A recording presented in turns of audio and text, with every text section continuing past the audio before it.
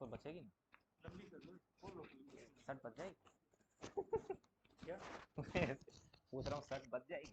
बच जाएगी। ये ऊपर है। इसका एक हुक सा ले आएंगे। अब तो फिलहाल इसमें से कर लो। ये ऑन इसमें है ना? जाएगी सर आवाज? नहीं वो ऑन है ना, ये देखो। ये अंदर कैसे चली गई? बाहर निकालनी पड़ेगी इसको। इसको भी होगा सर फोन वगैरह कुछ? क्या नहीं, इसका ये ऑन है ना, ये हाँ चेक जी। कर लो एक बार। Hello, off. ऑफ है? हेलो, इसमें तो रिकॉर्डिंग होगी सर, इसमें थोड़ी आवाज आएगी। नहीं यहाँ से ऑन आपको पता ऑन है सर यहाँ से। नीचे था ना, नीचे ऑफ लिखा हुआ है शायद। नीचे ऑन। नीचे ऑन है। वर्क हेलो, नहीं कर रहा। ये सर लैपटॉप का रिकॉर्डिंग के लिए। ये उधर आवाज नहीं जाएगी? नहीं इससे नहीं जाएगा, बोलना तो आपको ओहो, पड़ेगा।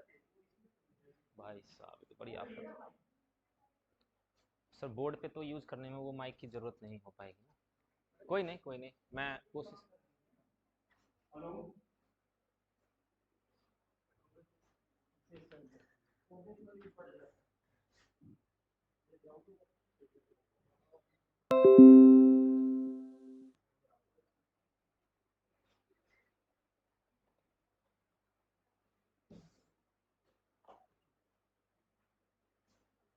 ये देख लेना स्लोर उसमें अपने मोबाइल से चला के देखो, नेट आता है आपको नेट आ रहा है।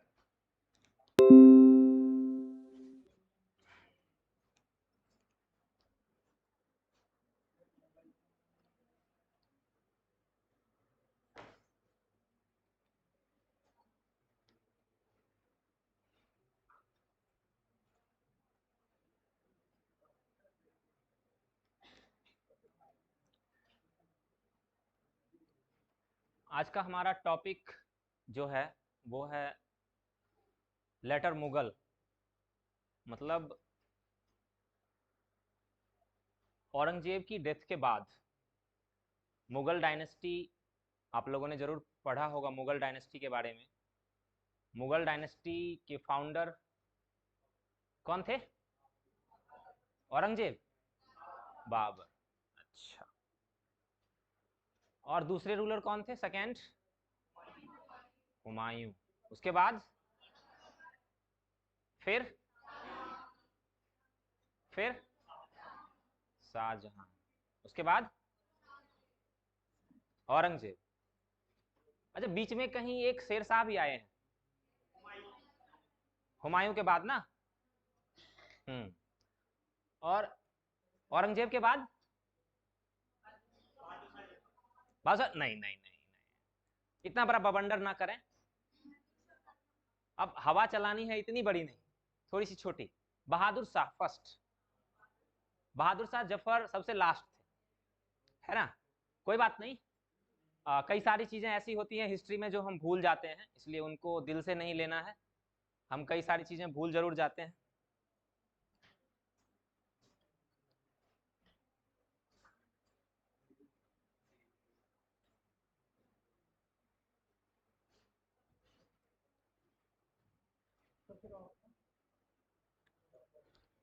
अच्छा, औरंगजेब की कहानी पता है ना आप लोगों को? औरंगजेब की पॉलिसी ऐसी थी कि उस पॉलिसी की वजह से भारत के मैक्सिमम जो लोग थे वो बहुत नाराज हो गए, है ना? और उन्होंने रिवोल्ट किया, विद्रोह किया। कई सारे अलग अलग, बेसिकली उस समय हिंदूज ही ज़्यादा थे, आज भी वही हैं। तो उन्होंने रिवोल्ट किया बिकॉज औरंगजेब की जो पॉलिसी थी वो काफ़ी रेडिकल पॉलिसी थी। आप ऐसे से समझ सकते हो कि उन्होंने धर्म के मामले में उन्होंने कुछ ऐसा काम किया कि कई सारे लोग जो थे वो नाराज हो गए। अब जब औरंगजेब की डेथ हुई 1707 में, 1707 में, तो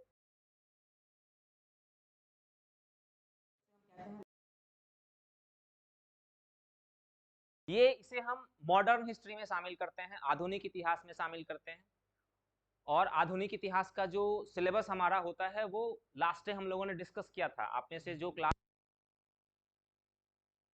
उन्हें ये बात जरूर पता होगी, हम लोगों ने डिस्कस किया था कि हमारा जो मॉडर्न हिस्ट्री हमारी है वो कहां से स्टार्ट होती है।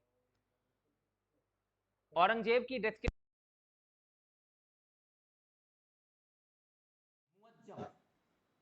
औरंगजेब के जो सन थे उनका नाम था, औरंगजेब के 3 बच्चे थे और मुअज्जम, आजम और कामबख्श। थोड़े बहुत नाम और कामबख्श, ये औरंगजेब के 3 सन थे। और औरंगजेब की डेथ के बाद इनके बीच में वॉर ऑफ सक्सेशन, उत्तराधिकार की लड़ाई हुई। उत्तराधिकार की लड़ाई समझते हो ना आप, कौन राजा बनेगा अगला, उत्तराधिकार की लड़ाई हुई और उसमें मुअज्जम की विक्ट्री हुई। मुअज्जम के लिए 2 और नाम हैं, बहादुर शाह फर्स्ट और शाह आलम फर्स्ट। अब ठीक है सर, ठीक है।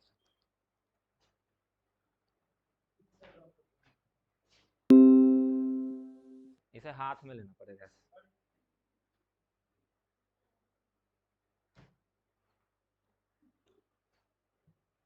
बहादुर शाह फर्स्ट और या तो शाह आलम फर्स्ट भी आप उन्हें कह सकते हो।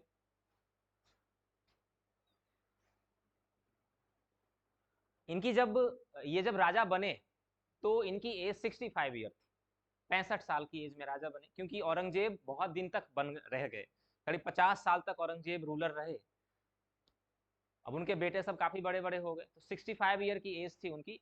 अब यहाँ से ध्यान रखना है कि हमें कुछ हर एक रूलर्स के बारे में कुछ 2-4 इंपोर्टेंट पार्ट्स होते हैं जो आपको सिर्फ और सिर्फ रिमेंबर रखना है। देखो एक चीज मैं आपको बताता हूँ, यहाँ पर एक बहुत इंपॉर्टेंट सच बताता हूँ। वो सच ये है कि जो टॉपिक्स हैं, ये सारे टॉपिक्स जो हैं मॉडर्न हिस्ट्री के जो टॉपिक्स हैं वो बहुत बड़े बड़े टॉपिक्स है ना, और उन बड़े टॉपिक्स को 1 घंटे में कवर करना बहुत मुश्किल काम होता है। और जब उसे 1 घंटे में कवर किया जाता है तो कई सारी चीजें उसमें आती हैं, कई सारी चीजें उसमें छूट जाती हैं, है ना। अगर हम शॉर्ट ड्यूरेशन में टॉपिक को खत्म करने का प्रयास करें तो कुछ चीजें आती हैं, कुछ चीजें छूट जाती हैं। तो मैं कोशिश करूंगा कि वो चीजें जो यूपीएससी और पीसीएस के पॉइंट ऑफ व्यू से बहुत इंपॉर्टेंट है वो चीजें आए कम से कम। इसके अलावा आपको कुछ बुक्स की स्टडी जरूर करनी चाहिए। अगर आप सिंसियरली अगर आप यूपीएससी का एग्जाम या पीसीएस का एग्जाम देना चाहते हो तो इस लेक्चर से काम नहीं चलता है हमारा, ये सच मैं आपको बता रहा हूँ, है ना। हो सकता है कहीं आपको ये सुनने को मिला होगा कि आप ये क्लास कर लो और सिलेक्शन है, इससे नहीं होगा। थोड़ा सा आपको थोड़ी स्टडी खुद भी करनी पड़ेगी। अगर खुद से स्टडी नहीं करोगे तो सिलेक्शन नहीं होगा, बिल्कुल नहीं होगा, है ना। क्योंकि इसमें कई सारी चीजें ऐसी होंगी जो आप में से कई सारे बच्चे ऐसे होंगे जो शायद वो नहीं समझ पाएंगे, है ना। तो इसलिए थोड़ा सा चीजों को समझने का प्रयास करते हैं और कुछ खुद भी मेहनत करते हैं। खुद से जो मेहनत करोगे वो ज्यादा अच्छा रिजल्ट आएगा। पहला ruler Bahadur Shah first, Shah Alam first, Muazzam. इनके बारे में 2-3 चीजें इंपॉर्टेंट है। देखो मैं आपको याद करवाने की कोशिश करूंगा जल्दी जल्दी में, आप इसे कुछ चीजों को लिख भी सकते हो। इनके बारे में 2-3 चीजें, जब ये राजा बने तो इन्हें ये बात समझ में आई कि इनके फादर की जो रॉन्ग पॉलिसीज थी उसकी वजह से बहुत सारे लोग नाराज हो गए। तो इन्होंने अपने फादर की पॉलिसी को चेंज किया, फादर की पॉलिसी को चेंज किया। अब फादर की कौन कौन सी पॉलिसी को चेंज करेंगे, तो देखो सबसे इंपॉर्टेंट चीज है उस समय कुछ, सबसे पहला देखो आप कि उस समय के सिख गुरु थे, लास्ट सिख गुरु, क्या नाम था उनका लास्ट सिख गुरु का, गुरु गोविंद सिंह, गुरु गोविंद सिंह। तो गुरु गोविंद सिंह के साथ इन्होंने अच्छा बिहेव किया, गुरु गोविंद सिंह को के साथ इन्होंने अच्छा बिहेव किया और गुरु गोविंद सिंह को मुगल मनसबदार अपॉइंट किया। मुगल मनसबदार, ये वर्ड क्लियर है आप लोगों का, मुगल मनसबदार। मुगल मनसबदार का मतलब होता है मॉडर्न टाइम में जो ब्यूरोक्रेसी होती है हमारी, जैसे आईएएस आईपीएस जैसी चीजें जो आप समझते हो आप, तो उसी को आप समझ लो मुगल मनसबदार। तो इन्होंने गुरु गोविंद सिंह को मुगल मनसबदार अपॉइंट किया, लेकिन कुछ समय के बाद गुरु गोविंद सिंह की मृत्यु हो गई, है ना। कुछ ही समय के बाद, ज्यादा दिन तक नहीं रह पाए, लगभग 1-2 महीने रहे होंगे और गुरु गोविंद सिंह की मृत्यु हो गई। गुरु गोविंद सिंह के बाद, तो इसका मतलब यह है कि इन्होंने गुरु गोविंद सिंह के साथ लिबरल बिहेव किया, है ना। गुरु गोविंद सिंह के साथ इन्होंने लिबरल बिहेव किया, लेकिन जब गुरु गोविंद सिंह की डेथ हो गई तो अगला कोई, आपको पता है ना कि गुरु गोविंद सिंह ने किसी को अपना उत्तराधिकारी नियुक्त नहीं किया। अचानक एक पर्सन आए जिनका नाम था बंदा बहादुर। नाम सुना है बंदा बहादुर का? बंदा बहादुर। अब ये जो रूलर हैं, इन्होंने गुरु गोविंद सिंह के साथ तो लिबरल बिहेव किया, लेकिन इन्होंने बंदा बहादुर के साथ बहुत ही स्ट्रिक्ट बिहेव किया, क्योंकि बंदा बहादुर ने कई सारे रिवोल्ट किए इनके अगेंस्ट। तो इन्होंने गुरु गोविंद सिंह के साथ लिबरल बिहेव किया, लेकिन बंदा बहादुर के साथ स्ट्रिक्ट बिहेव किया। बंदा बहादुर को डिफीट दी, उसको हराया, लेकिन बंदा बहादुर कहीं छुपकर भाग गए। तो इसका मतलब यह है कि उस समय बंदा बहादुर सिखों के एक सबसे बड़े लीडर के रूप में थे। अगर बंदा बहादुर की बात करो तो गुरु गोविंद सिंह की डेथ के बाद वो सिखों के लीडर बन गए थे। तो इसका मतलब यह है कि इन्होंने गुरु गोविंद सिंह के साथ तो फ्रेंडशिप करी, लेकिन उनकी डेथ के बाद सिखों के साथ इनके अच्छे रिलेशनशिप नहीं रहे। ठीक है, पहली इंपॉर्टेंट चीज, गुरु गोविंद सिंह और बंदा बहादुर के साथ, गुरु गोविंद सिंह के साथ लिबरल और बंदा बहादुर के साथ स्ट्रिक्ट रिलेशनशिप। सेकेंड,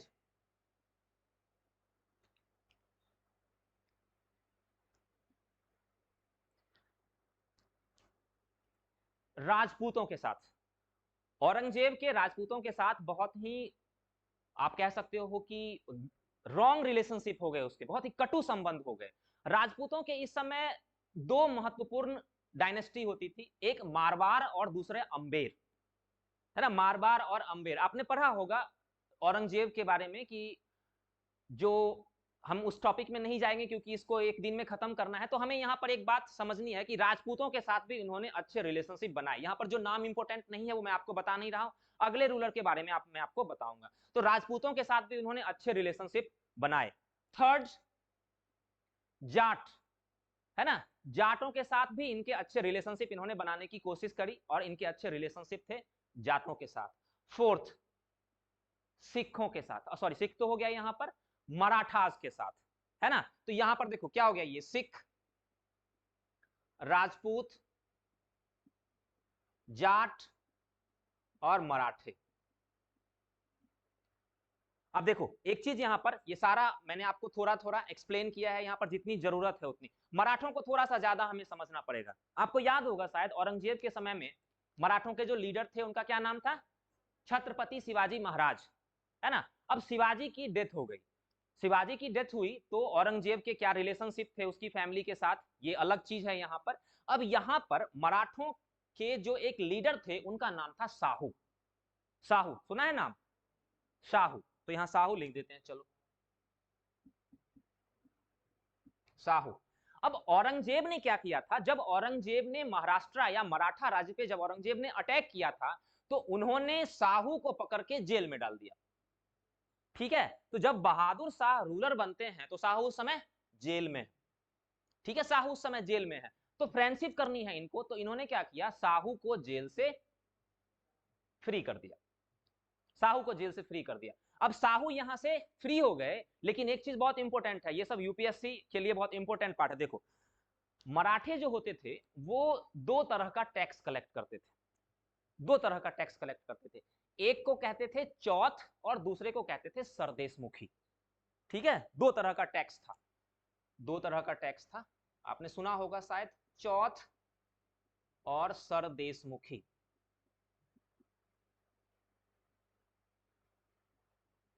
देखो इस टैक्स को थोड़ा सा समझ लेते हैं, इस टैक्स को समझना हमारे लिए बहुत जरूरी है। मराठा जो लीडर होते थे जैसे शिवाजी और शिवाजी के बाद ये साहू, इनका कहना था कि चूंकि मैं आपका नेचुरल लीडर हूं, है ना, पूरा जो महाराष्ट्र एरिया है उसमें मैं आपका नेचुरल लीडर हूं, इसलिए आपके राज्य को बढ़ाने की रिस्पॉन्सिबिलिटी मेरी है, जिम्मेदारी मेरी है। राज्य ऐसे नहीं बढ़ सकता है, राज्य को बढ़ाने के लिए पैसे की जरूरत होगी, इसलिए मैं आपसे ये रिक्वेस्ट करता हूं कि आप अपने टोटल इनकम का एक खास वैल्यू टैक्स के रूप में मुझे दो, ताकि मैं मराठा राज्य को एक्सपेंड कर सकूं। तो जो मराठवाड़ा एरिया है उसके जो लीडर्स होते थे, उसके जो लोग होते थे, वो छत्रपति शिवाजी महाराज को एक टैक्स देते थे जिसको हम कहते थे सरदेशमुखी।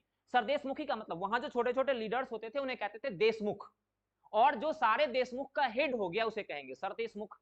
तो सारे जो देशमुख होंगे वो अपने हेड को एक टैक्स देंगे ताकि मराठा राज्य का एक्सपेंशन हो सके, उस टैक्स को हम कहेंगे सरदेशमुखी। ठीक है, सरदेशमुखी। और जो दूसरा टैक्स है उसका नाम है चौथ। अब क्या करता था, ये तो वो अपने एरिया से कलेक्ट करते थे, बाकी जो एरिया है वहां से वो टोटल इनकम का 25%, जैसे मान लो कि उन्होंने दिल्ली पे अटैक किया और दिल्ली से उन्होंने टोटल, दिल्ली की जो टोटल इनकम है उस इनकम का उन्होंने 25% जबरदस्ती कलेक्ट किया कि आपको देना पड़ेगा, आपको देना पड़ेगा, इसको हम कहेंगे चौथ। ठीक है, तो चौथ जो होता था हमारा टोटल इनकम का 25% और सरदेशमुखी टोटल इनकम का 10%। ये अदर स्टेट से है ना, ये अदर स्टेट से और ये मराठवाड़ा एरिया से। ठीक है, अब जब बहादुर शाह ने साहू को फ्री कर दिया है ना, जब बहादुर शाह ने साहू को फ्री कर दिया तो उन्होंने सरदेशमुखी कलेक्ट करने का राइट दिया, बट चौथ कलेक्ट करने का राइट नहीं दिया। यूपीएससी का क्वेश्चन है, जब बहादुर शाह ने इन्हें फ्री किया तो सरदेशमुखी कलेक्ट करने का राइट तो दिया, लेकिन चौथ कलेक्ट करने का राइट नहीं दिया। इस तरह से थोड़ी सी उन्होंने दोस्ती करने का प्रयास किया। इसके पीछे एक डिप्लोमेसी थी, ये भी यूपीएससी का क्वेश्चन है, इसके पीछे रूलर्स की डिप्लोमेसी थी कि जब वो साउथ में जाएंगे तो अगर हम उन्हें चौथ कलेक्ट करने का राइट भी दे दें अगर, तो वो ज्यादा पावरफुल हो जाएगा, है ना। अगर उसको यहां से भी इतने पैसे मिल रहे हैं और यहां से भी मिल रहे हैं तो क्या होगा, ज्यादा पावरफुल हो जाएगा, ज्यादा शक्तिशाली हो जाएगा। इसलिए सिर्फ एक ही कलेक्ट करने का राइट उसे यहां पर प्रोवाइड किया गया। इस तरह से बहादुर शाह ने इन सब के साथ अच्छे रिलेशनशिप बनाए। बहादुर शाह फर्स्ट, इनकी जो टाइमिंग है वो होगी 1707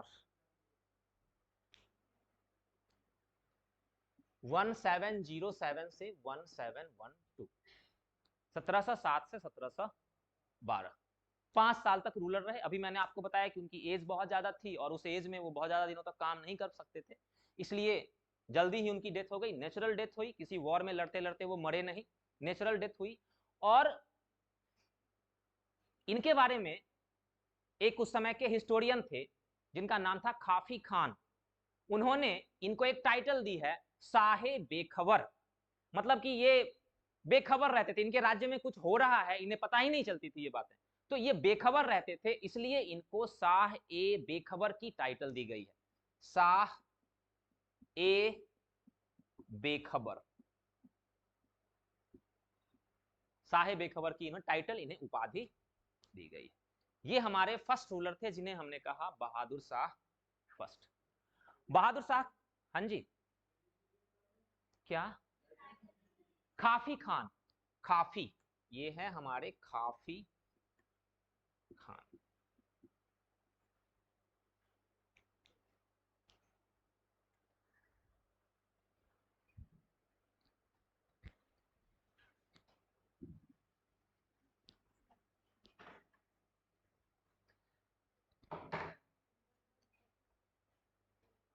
thank you.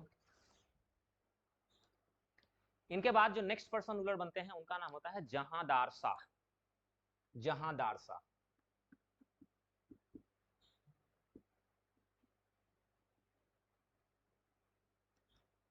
Jahandar Shah, timing इनकी बहुत कम दिन तक रह पाए, एक साल तक ही रूलर बने।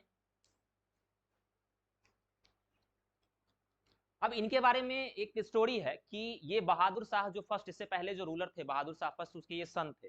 तो बहादुर शाह फर्स्ट के 4 बच्चे थे, खैर हमें चारों से कोई मतलब नहीं है, लेकिन जो स्टोरी है कहीं आपसे पूछ दे एग्जाम में तो ध्यान रखना है। ऐसा कहा गया कि जब बहादुर शाह फर्स्ट की डेथ हुई, मृत्यु हुई, तो उनके चारों बच्चे वॉर ऑफ सक्सेशन में, उत्तराधिकार की लड़ाई में फंसे हुए थे और उन्होंने कई दिनों तक बहादुर शाह के जो शव था उसे उन्होंने ऐसे ही छोड़ दिया।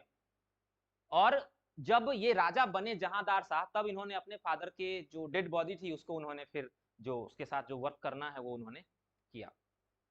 तो अब जहांदार शाह ने अपनी फादर की पॉलिसी को आगे बढ़ाया, अपने पिता की नीति को आगे बढ़ाया और इन्होंने भी सारे राज्यों के साथ अच्छे संबंध इन्होंने भी बना के रखे, सबके साथ वही नाम जो वहां पर है। सिखों के साथ इनके संबंध अच्छे नहीं थे, हो सकता है आपके क्वेश्चन एग्जाम में आ जाए। बंदा बहादुर के साथ इन्होंने भी स्ट्रिक्ट पॉलिसी अपनाई। राजपूतों के साथ यहां पर एक इंपॉर्टेंट चीज है, ये भी यूपीएससी का क्वेश्चन है, आपको ध्यान रखना है। यहां पर एक राज्य है राजपूतों का, इंपॉर्टेंट राज्य है अंबेर, है ना। इसके जो राजा थे उस समय, उसका नाम था जय सिंह। तो अंबेर, अंबेर ये जैसे कि मेवाड़ जिसे आप कहते हो, अंबेर को हम मेवाड़, मेवाड़ का एरिया थोड़ा सा छोटा हो गया था, राजस्थान का एरिया है ये, है ना, राजस्थान का। तो जय सिंह जो है, तुरंत में ये कैसे सूख जा रहा है, जो जय सिंह है, इन्हें इन्होंने सवाई की उपाधि दी, सवाई, है ना, ये राजस्थान की एक इंपॉर्टेंट उपाधि है, ये यूपीएससी का क्वेश्चन भी है। इन्हें इन्होंने सवाई की उपाधि दी, सवाई। सपाई की उपाधि देने का मतलब सिर्फ इतना है कि हमने आपको राजा एक्सेप्ट कर लिया, इसका है तो उपाधि, लेकिन इसकी वैल्यू बहुत बड़ी है। इन्होंने ये एक्सेप्ट कर लिया कि आप अंबेर के राजा हैं, आप राजपूतों के लीडर हैं। दूसरा एरिया है मारवाड़, मारवाड़, है ना, ये मारवाड़ के जो थे उनका नाम था अजीत सिंह, मारवाड़। अजीत सिंह को इन्होंने महाराज की उपाधि दी, महाराज की टाइटल दी इन्होंने। ये टाइटल के पीछे नहीं जाना है हमें, सिर्फ इसका जो इसकी जो वैल्यू थी, वो वैल्यू ये थी कि अब उन्होंने इन दोनों को राजा एक्सेप्ट कर लिया, जिसे बहुत पहले औरंगजेब ने एक्सेप्ट नहीं किया था। ये बहुत सबसे इंपॉर्टेंट चीज है। इसका मतलब है कि अब इन्होंने इनके एक्सेप्टेंस को एक्सेप्ट कर लिया है इन्होंने। तो ये दो इंपॉर्टेंट चीज हुई इनके समय में। एक और इंपॉर्टेंट चीज हुई इनके समय में, इनके समय में इनकी कोर्ट में एक पर्सन बहुत पावरफुल हो गया। हाँ जी,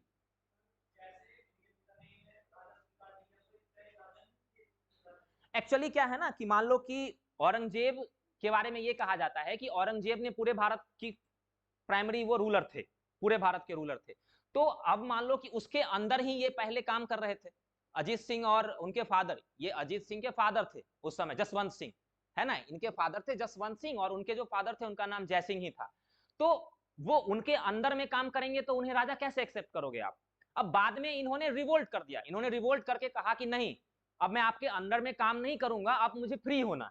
तो जब फ्री होना है तो औरंगजेब के समय में ही इन्होंने रिवोल्ट कर दिया था कि मुझे फ्री होना है। औरंगजेब ने नहीं माना इस बात को, है ना। उसके बाद जहांदार शाह के जो फादर थे बहादुर शाह, उन्होंने मान लिया कि ठीक है आप फ्री हो, लेकिन प्रॉपर तरीके से नहीं माना, इन्होंने अब प्रॉपरली एक्सेप्ट कर लिया इस बात को। और इस तरह से राजपूत जो थे वो अब मुगल डायनेस्टी से इंडिपेंडेंट हो गए, अलग हो गए पूरी तरह से, है ना। ये दो नए राज्य वहां पर जो पहले से थे लेकिन अभी वो मुगलों के कंट्रोल में थे, अब वो यहाँ पर इंडिपेंडेंट बन गए, स्वतंत्र हो गए अब वो यहाँ पर। इसके अलावा इसके समय में मुगल कोर्ट में एक पर्सन बहुत पावरफुल हुआ जिसका नाम था जुल्फिकार खान, जुल्फिकार खान। ये बहुत इंपॉर्टेंट है, इससे क्वेश्चन आए हैं एग्जाम में। इनके समय में इनकी कोर्ट में एक पर्सन बहुत पावरफुल हुआ जिसका नाम था जुल्फिकार खान, जुल्फिकार खान। एक्चुअली क्या था कि ये जुल्फिकार खान की हेल्प से ही राजा बने थे, है ना, ये ध्यान रखना है आपको। हो सकता है ये क्वेश्चन पूछ दे कि ये जो राजा बने थे, इतने बड़े फाइटर तो थे नहीं कि अपने तीन भाइयों को लड़ाई में हराते मारते और फिर राजा बनते, इतने खतरनाक तो ये थे नहीं। तो कोई ना कोई ने हेल्प करे, सपोर्ट करे, तभी ये राजा बन पाएंगे। तो उन्हें इन्होंने ही, जुल्फिकार खान ने ही सपोर्ट किया था। तो हो सकता है आपके एग्जाम में क्वेश्चन आ जाए कि ये किसकी सपोर्ट से राजा बने थे, जुल्फिकार खान की सपोर्ट से ये रूलर बने थे। ओके, ठीक है, इनकी डेथ हो गई, इनका काम खत्म करो। अब चलते हैं नेक्स्ट रूलर पे।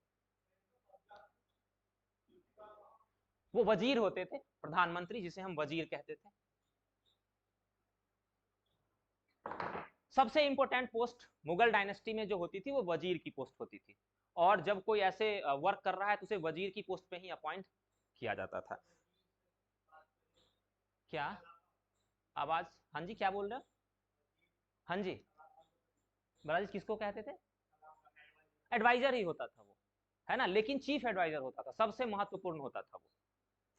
इसके बाद जो रूलर बनते हैं उनका नाम होता है फर्रुखसियर। देखो ये नाम थोड़े खतरनाक हैं, लेकिन अगर आपने यूपीएससी और पीसीएस वाली आग में अगर आपने एक बार पैर डाल दिया है ना, आग ही तो है वो। अभी आप कुछ दिन तैयारी करोगे तो पता चलेगा भाई साहब ये तो नींद और चैन सारे छीन लेता है। यूपीएससी और पीसीएस की प्रिपरेशन, कहां नींद और कहां चैन। आपको सिर्फ और सिर्फ अगर सफलता लेनी है आपको तो रात दिन आपको एक करनी पड़ती है। तो एक तरह से ये आग में पैर डालने वाली ही बात है, लेकिन मजा आता है तैयारी करने में, है ना। अगर आप प्रॉपरली तैयारी करोगे तो मजा आएगा बहुत आपको। अब देखो फर्रुखसियर के बारे में तीन चार चीजें इंपॉर्टेंट, तीन चार चीजें। इन्होंने भी अपने जो एंसेस्टर होते हैं उनकी पॉलिसी को आगे बढ़ाया, मतलब सबके साथ अच्छे रिलेशनशिप इन्होंने भी बनाए, है ना। अब इन्हें ये बात समझ में आ रही है कि सबके साथ अच्छे रिलेशनशिप बनाकर चलने से ही हमारा फायदा हो सकता है, तो इन्होंने भी सबके साथ अच्छे रिलेशनशिप बनाए, एक्सेप्ट बंदा बहादुर। ये ध्यान रखना है। तो बंदा बहादुर इनके समय में 17, इनकी टाइमिंग लिख लेते हैं हम, 1713 to 1719, 1713 से 1719 इनकी टाइमिंग। अब इनके समय में बंदा बहादुर के साथ इनके रिलेशनशिप अच्छे नहीं थे। वो बंदा बहादुर जो इनसे पहले के दो रूलर्स के समय में किसी तरह अपनी जान बचाते रहते थे, वो अचानक उनको पकड़ लिया गया, है ना। और 1719 में बंदा बहादुर को हराकर मार दिया गया। ये क्वेश्चन पूछा गया है आईएएस में भी और पीसीएस में भी, किस रूलर के समय में बंदा बहादुर की डेथ हुई थी। वो रूलर हमारा फर्रुखसियर। ओके, नेक्स्ट दूसरी इंपॉर्टेंट चीज, जैसे इससे पहले जो रूलर थे वो जुल्फिकार खान की हेल्प से राजा बने थे, उसी तरह से ये जो फर्रुखसियर हैं ये भी किसी की हेल्प से राजा बने थे। दो भाई थे, कोई बताएगा नाम? सैयद ब्रदर्स। एक का नाम था अब्दुल्ला खान और दूसरे का नाम था हुसैन अली खान।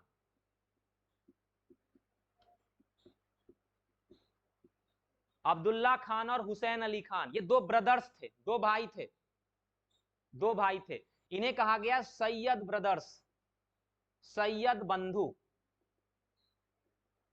इन्हें कहा गया सैयद बंधु।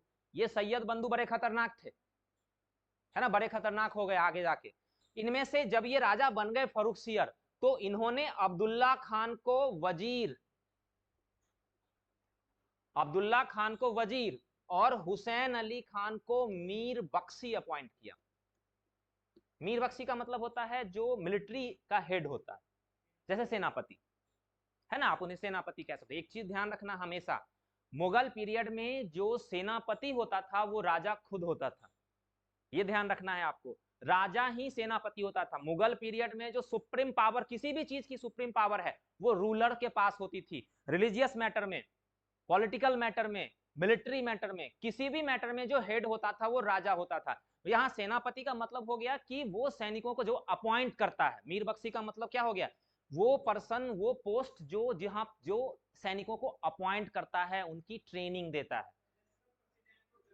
हाँ, कह सकते हो आप। तो मीर बख्शी क्या है? वो अपॉइंटमेंट से रिलेटेड है, वो ट्रेनिंग से रिलेटेड, वो सैलरी देने से रिलेटेड है सैनिकों को। सेनापति वास्तव में ये नहीं होता है, सेनापति राजा ही होता है।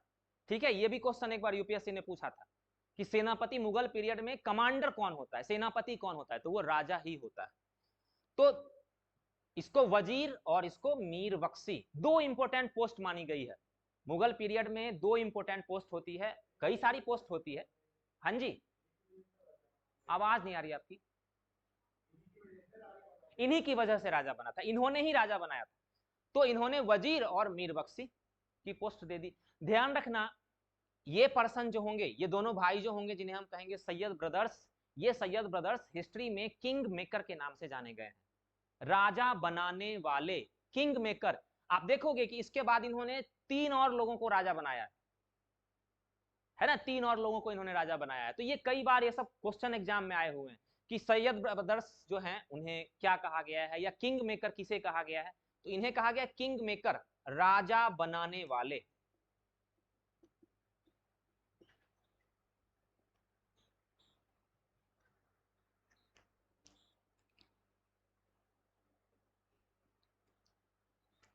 एक नेक्स्ट इंपॉर्टेंट चीज, इनके समय में जजिया कर को खत्म कर दिया गया। जजिया कर पता है ना आप लोगों को? जजिया कर सबसे पहले भारत में कब लगा था, किसके समय में, किसने लगाया था? मोहम्मद बिन कासिम। कौन था ये?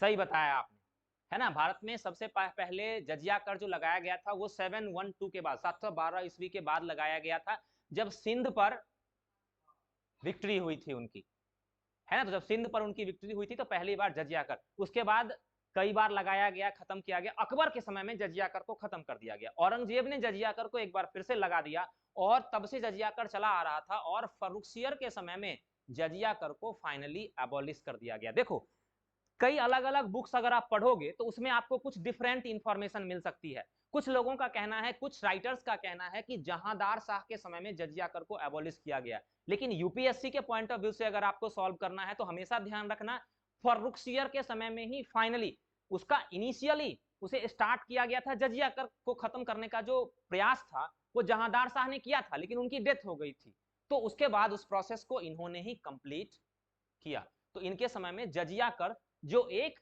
रिलीजियस टैक्स था, जो एक धार्मिक कर था, जो नन मुस्लिम्स को पे करना पड़ता था, ठीक है, यही बात है ना। जजिया कर एक रिलीजियस टैक्स है, धार्मिक कर है, जो नन मुस्लिम्स को पे करना पड़ता था। इसे इन्होंने, फर्रुखसियर ने खत्म कर दिया। तो एक चीज हो गई हमारे यहां पर जजिया। नेक्स्ट, अब देखो, अब फर्रुखसियर इनकी हेल्प से राजा तो बन गए, लेकिन क्या हुआ कि कुछ समय के बाद फर्रुखसियर और उनके बीच में रिलेशनशिप खराब हो गए, है ना। एक्चुअली ये हुआ कि ये जो अब्दुल्ला खान और हुसैन अली खान है वो पावर्स का खुद इस्तेमाल करने लगते थे और फर्रुखसियर को काम करने का मौका नहीं मिल पा रहा था। तो फर्रुखसियर को ऐसा लगता था कि मुझे खुद काम करना चाहिए, जबकि ये दोनों भाई उसे काम नहीं करने दे रहे थे। तो इनके बीच में रिलेशनशिप बहुत ही खराब हो गए, है ना, रिलेशनशिप बहुत खराब हो गए। ध्यान से सुनना, बहुत इंपॉर्टेंट चीज है, समझना बहुत जरूरी है आपको। जब रिलेशनशिप खराब हो गए तो फर्रुखसियर ने क्या किया, इन दोनों भाइयों में से एक को, हुसैन अली खान को, उन्होंने साउथ का गवर्नर अपॉइंट कर दिया, ठीक है, साउथ का गवर्नर अपॉइंट कर दिया। जब वो साउथ गए तो याद है ना, वहां साहू हैं, साहू हैं, अभी अभी साहू को हमने छोड़ा है ना। मान लो मैं मान लो मैं राजा हूं, मान लो एक सेकंड के लिए, है ना। तो अभी अभी हमने क्या किया है, साहू को छोड़ा है, छोड़ दिया, जाओ ऐस करो, है ना। जब वो वहां गए तो वो बेचारे अकेले थे, क्या करेंगे, तो बहुत ही एक अच्छे पर्सन उन्हें मिले। क्या नाम था उनका?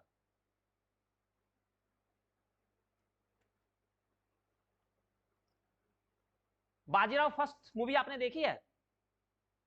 बाजीराव मूवी देखी है, बाजीराव मस्तानी देखी है? नहीं देखी? अरे बहुत गलती कर दी, बहुत ही घटिया मूवी थी वो, उस घटिया मूवी को देखना चाहिए था आपको। जो भी है, एक बहुत ही इंपॉर्टेंट पर्सन थे जिनका नाम था बालाजी विश्वनाथ, नाम सुना होगा आपने, मराठों के पेशवा, हम आगे पढ़ेंगे इनके बारे में। बालाजी विश्वनाथ, बालाजी विश्वनाथ जो थे वो साहू के पेशवा थे। इस टॉपिक को हम बाद में पढ़ेंगे, लेकिन यहां पर चूंकि हमें जरूरत है इसलिए मैं आपको बता रहा हूं इस चीज की, है ना।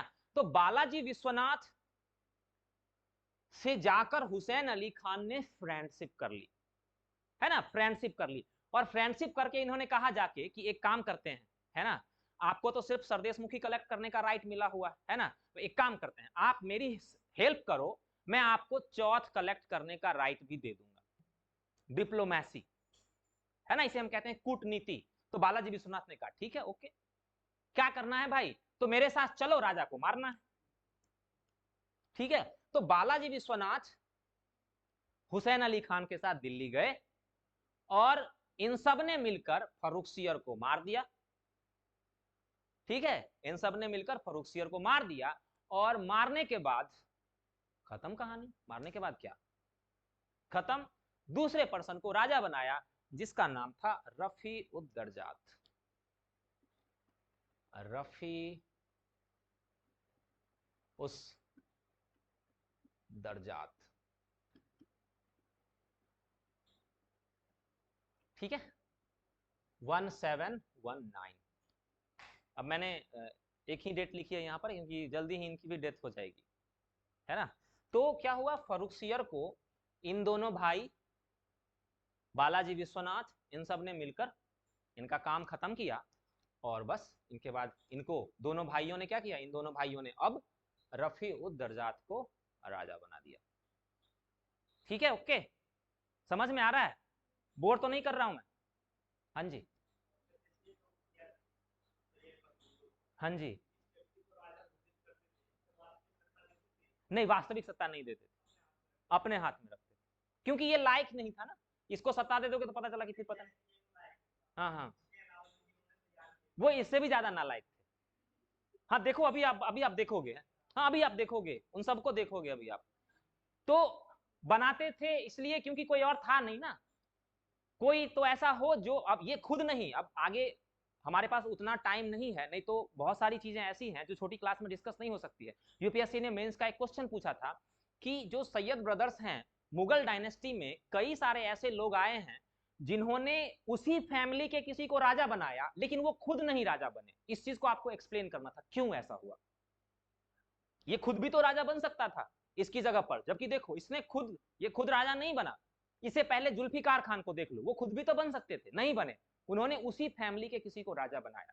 तो खैर किसी दिन हम लोग डिस्कस करेंगे इन चीजों को, कभी मेंस, ये मेंस का टॉपिक है, कभी मेंस की क्लास में आप लोग मिलो, कभी प्री क्वालिफाई करो, है ना, करोगे ना प्री क्वालिफाई, मेहनत करनी पड़ेगी, बहुत आसान नहीं है वो, और बहुत टफ भी नहीं है। 50 क्वेश्चन तो करना है आउट ऑफ 100, बहुत इजी है, चुटकी बजा के, सीरियसली बहुत टफ नहीं है।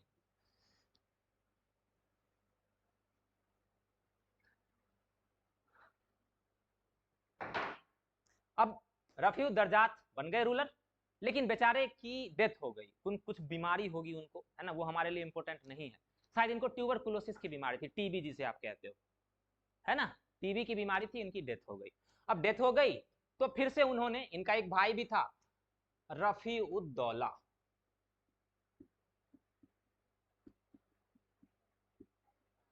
इनको राजा बना दिया, है ना, इनको राजा बना दिया। अब इनके लिए भी मैंने एक ही टाइम लिखा है यहां पर, ये भी अचानक राजा बने, 10-12 दिन में मर गए। ठीक है, हिस्ट्री में कुछ लोगों को अपना नाम करना होता है। अब अब्दुल्ला खान और हुसैन अली खान, अगर 4-5 लोगों को राजा बनाया उन्होंने, अगर एक को ही बनाते, मान लो फर्रुखसियर को बनाते और मर जाते, तो बड़ी आफत हो जाती, कौन उनको याद रखता, राजा बनाने वाले कैसे कहलाते, है ना। तो कुछ लोगों को नाम लिखवाना होता है हिस्ट्री में, उसे आप में से कुछ लोग होंगे जो हिस्ट्री में नाम लिखवाएंगे अपने। अब ये भी मर गए। इसके बाद इन्होंने रोशन अख्तर, नाम सुना होगा आपने, ये नहीं सुना होगा, इसका दूसरा नाम सुना होगा, मुहम्मद शाह रंगीला।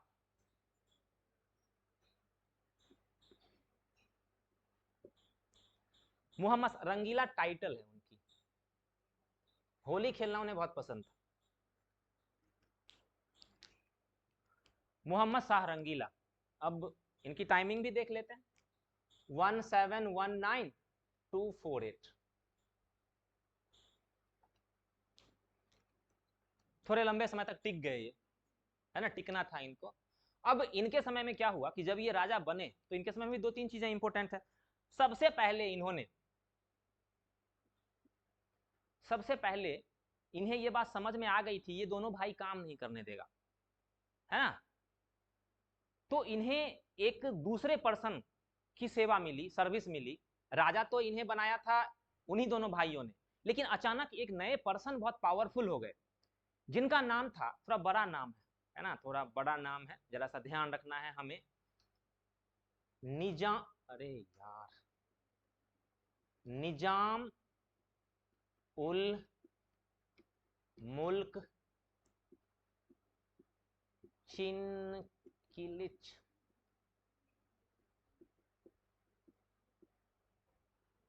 थोड़ा बड़ा है। हाँ हाँ, ये निजामुल मुल्क पदवी है और चिनकिलिच खान उनका नाम है।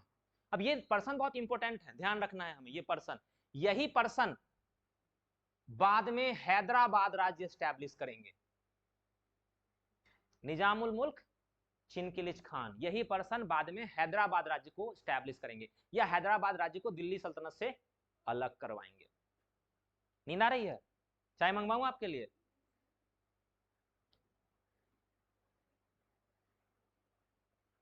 निजामुल मुल्क चिनकिलिच खान की हेल्प से इन्होंने दोनों भाई को मार दिया। ठीक है, कौन दोनों भाई? सैयद ब्रदर्स। तो सैयद ब्रदर्स यहां पर गए। अब बंधु अब्दुल्ला खान और हुसैन अली खान, क्वेश्चन पूछा जाएगा या गया था कभी, किसके समय में उनकी डेथ हुई थी? मोहम्मद शाह रंगीला के समय में। अब 4 लोगों को इन्होंने राजा बनाया, हिस्ट्री में किंग मेकर के नाम से जाने जाते हैं, राजा बनाने वाले। खत्म। अब फाइनली ये सैयद ब्रदर्स से फ्री हैं, अब खुद काम करना है इनको, है ना। अब इन्होंने कहा कि इसे कहा कि मैं राजा तो बन गया हूं, लेकिन देखो मुझे खुद काम करना है ना। मेरे ऊपर इसने बहुत कंट्रोल कर रखा था, तो ये भी बेचारा डर गया कि इसको तो मरवा दिया, कहीं मुझे भी ना मरवा दे, है ना। तो छोड़ दिया, जा काम कर भाई। तो ये बड़े, इनको रंगीला की टाइटल दी गई है। मतलब ऐसा कहा जाता है कि ये अगर घर के अंदर जाते थे तो 3-4 महीने के बाद घर से निकलते थे, है ना। और कई बार तो ऐसा होता था कि ये महिलाओं वाले कपड़े पहन के ही कोर्ट में आ जाते थे, है ना। इनको डांस करना, म्यूजिक, ये सब में इनको बहुत इंटरेस्ट था, है ना। तो इनकी इस आदत से ये बेचारा जो था निजामुल मुल्क चिनकिलिच खान परेशान हो गया, है ना। और उसने कहा तू भाई यहीं रह, मैं जा रहा हूं। तो वो इन्हें छोड़ के यहां से चला गया और फिर हैदराबाद राज्य की उन्होंने स्थापना की। हम इसे आगे हैदराबाद राज्य को हमें और पढ़ना है, हम इसे हैदराबाद राज्य को आगे भी पढ़ेंगे, ठीक है। उसी तरह एक और पर्सन था जिसका नाम था सादत खान।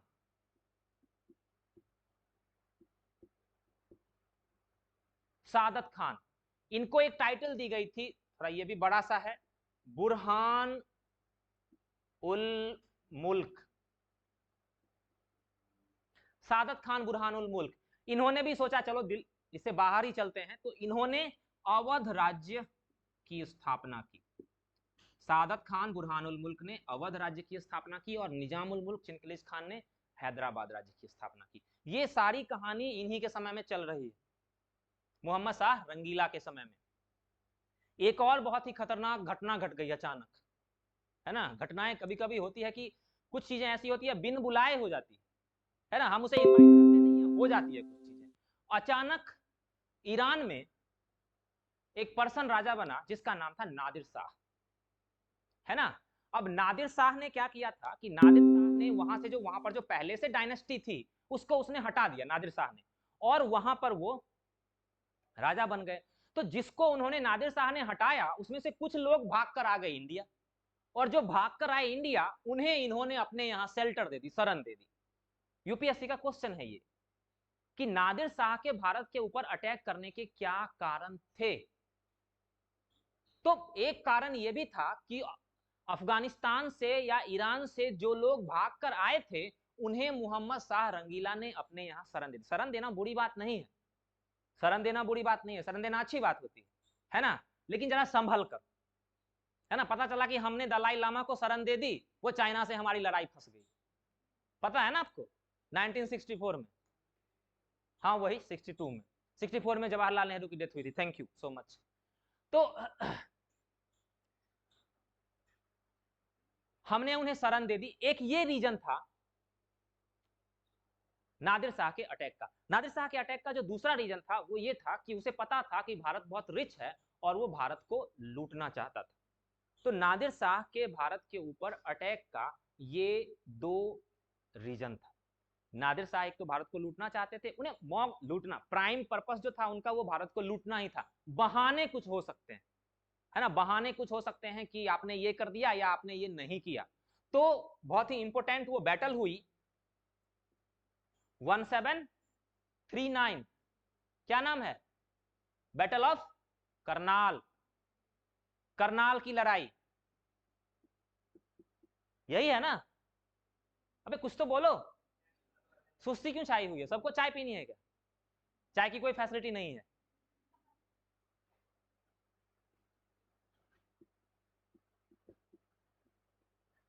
करनाल की लड़ाई, नादिर शाह और मोहम्मद शाह रंगीला के बीच में क्या हुआ रिजल्ट, पता है ना आपको रिजल्ट क्या हुआ?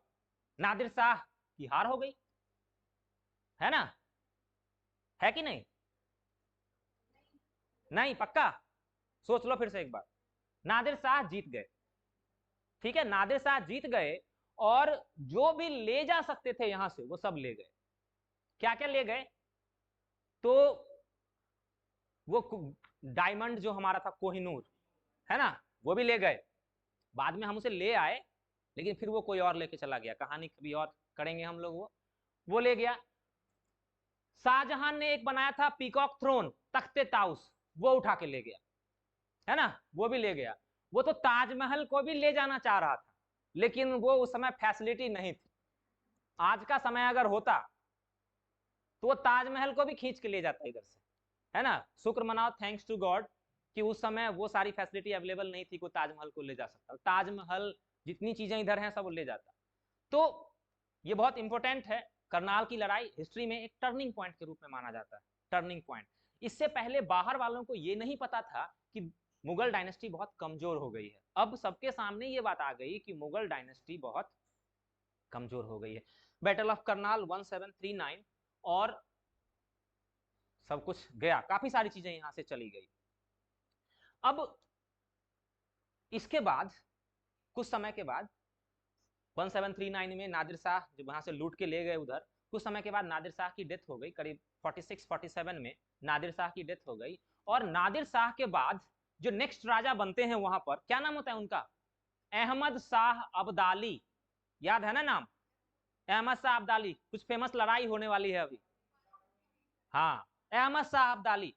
ये एक बार क्वेश्चन आया था पीसीएस में कि अहमद शाह अब्दाली ने भारत पे 6-7 बार आक्रमण किया है, पहला आक्रमण किसके समय में किया था? अहमद शाह अब्दाली का भारत पे पहला आक्रमण मोहम्मद शाह रंगीला के समय ही हुआ था। फर्स्ट अटैक, अहमद शाह अब्दाली का फर्स्ट अटैक मोहम्मद शाह रंगीला के समय में ही हुआ था।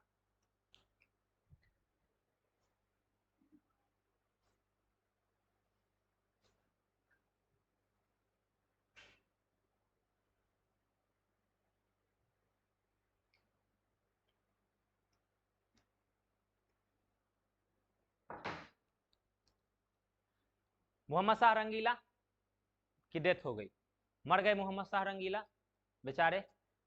अब मोहम्मद शाह रंगीला के बाद जो नेक्स्ट पर्सन रूलर बनते हैं उनका नाम होता है अहमद शाह। ये ध्यान रखना है, ये अहमद शाह वो नहीं है, ये अहमद शाह वो अहमद शाह अब्दाली नहीं है, वो अहमद शाह अब्दाली ईरान के रूलर हैं। नादिर शाह की डेथ के बाद वो ईरान के रूलर बने हैं। ये अहमद शाह क्या हैं? इंडिया के रूलर हैं अहमद शाह। इनको अब्दाली के साथ मिलाना नहीं है, कई बार बच्चे बहुत कंफ्यूज हो जाते हैं। 1748254, ठीक है, कोई काम नहीं है इनका, इनके समय बस ये ऐसे ही मुंह बना के बैठे रहते थे, कोई काम इन्होंने किया ही नहीं है। इसलिए हिस्ट्री में याद रखना, जो इंसान काम नहीं करेगा उसके बारे में ऐसे ही आगे के लोग पढ़ेंगे, ये कोई काम इसने नहीं किया, इसको हटाओ, खत्म करो कहानी।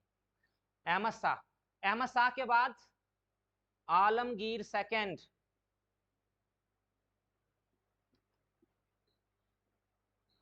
Alamgir second 1754259, 54259, Alamgir second. इन्होंने भी कोई काम नहीं किया, ऐसे ही बैठे रहते थे, है ना। लेकिन एक घटना बहुत इंपॉर्टेंट घट गई इनके सामने में, इनके समय में। क्या? Battle of Palasi. पलासी हम कभी आगे पढ़ेंगे, किसी पीरियड में हम पलासी को पढ़ेंगे, लेकिन बस यहां मान लो आप कि 1757 में बैटल ऑफ पलासी, पलासी की लड़ाई हुई। क्या है लड़ाई, हम बाद में इसे देखेंगे। पलासी की battle, Shah Alam second,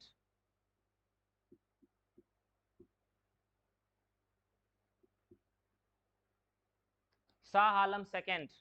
first कौन थे? अभी अभी आए थे ना थोड़ी देर पहले, वो फर्स्ट थे ना, ये शाह आलम सेकंड। अच्छा, ये हमने यहाँ पर आलमगीर सेकंड लिखा है, एक क्वेश्चन पूछा गया था, आलमगीर फर्स्ट कौन था?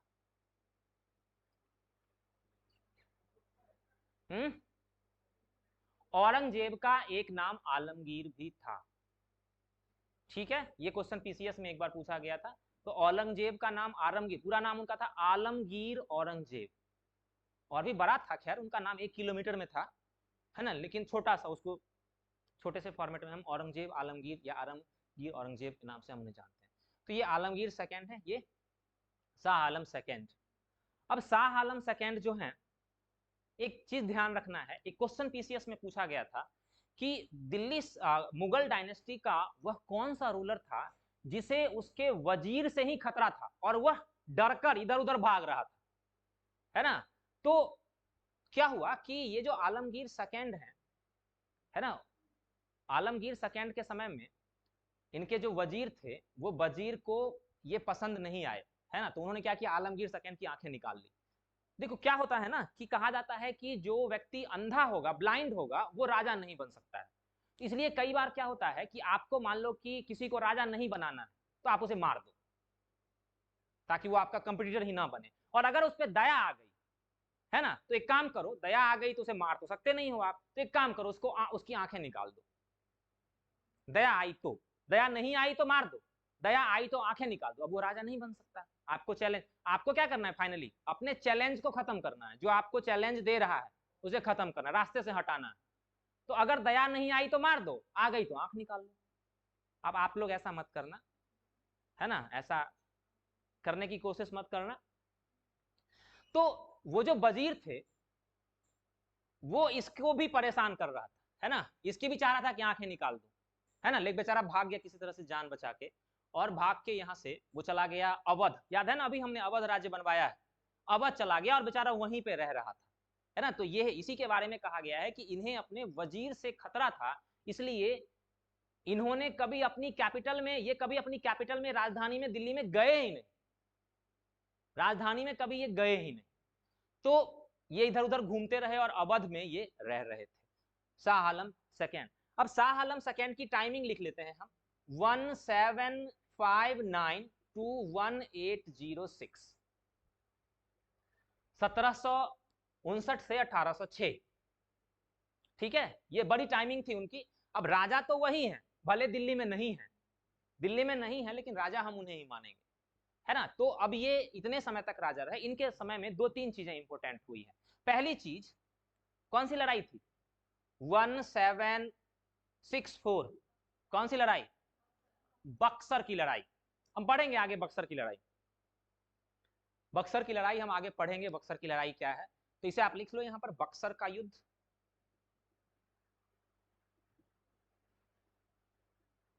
बक्सर के युद्ध में इन्होंने भी पार्टिसिपेट किया था, ये ध्यान रखना है कि हमने यहां पर किया था ना पलासी, पलासी के युद्ध में इन्होंने पार्टिसिपेट नहीं किया था, वो कहीं और बंगाल में लड़ी गई थी लड़ाई, लेकिन शाह आलम सेकेंड ने बक्सर के युद्ध में पार्टिसिपेट किया था। इस बात को ध्यान रखना, ऐसा ना हो कि वहां से आप कुछ भी आंसर करके आ जाओ और फिर आप बोलो कि मैंने तो पढ़ा ही नहीं।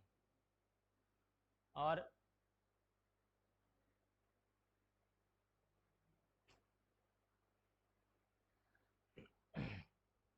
एक और लड़ाई है, क्या है, कौन सी है वो, कौन सी, तो कुछ तो बोलो, पक्का।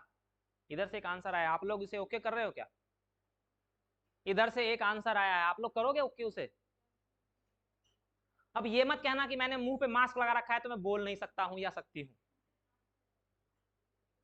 है ना। वो आपने एक वीडियो देखा होगा कि वो मुंह में मास्क लगा रखा है, एक पाइप लगा रखी है इधर से, और खाना खाना होता है तो मास्क नहीं हटाना है, पाइप के अंदर ऐसे डाल दो, कुछ देखा है वीडियो आपने, ये भी नहीं देखा, करते क्या हो आप लोग, कुछ तो करो लाइफ में। तो 1761 सही बताया इन्होंने। पानीपत की कौन सी लड़ाई, third battle, third battle of Panipat, Panipat की तीसरी लड़ाई। एक क्रॉस चेक कर लें, देखते हैं आप लोगों को कितना कितना याद है, क्या क्या याद है। पानीपत की पहली लड़ाई कौन बताएगा, हाथ उठाना है सिर्फ, किसके किसके बीच हुई है ये भी बताना है, बता लोगे, अच्छा ओके ठीक है, आप बता दो चलो, हाँ यस, आप ही सबसे लास्ट में, सबसे लास्ट में, हाँ हाँ यस यस,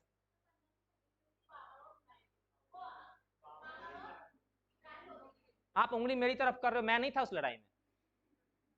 ठीक है ओके, अच्छा बताया आपने। पानीपत की second battle, second battle of Panipat, मैं नहीं था, आप ये भी बोल सकते हो मेरी तरफ से, मैं भी नहीं था या थी। सेकेंड बैटल ऑफ पानीपत, हाँ जी, एक भी हाथ नहीं। किसके बीच में? बेगम अख्तर, हाँ कोई बात नहीं, 1556, 1556, अकबर और हेमू विक्रमादित्य, हेमू।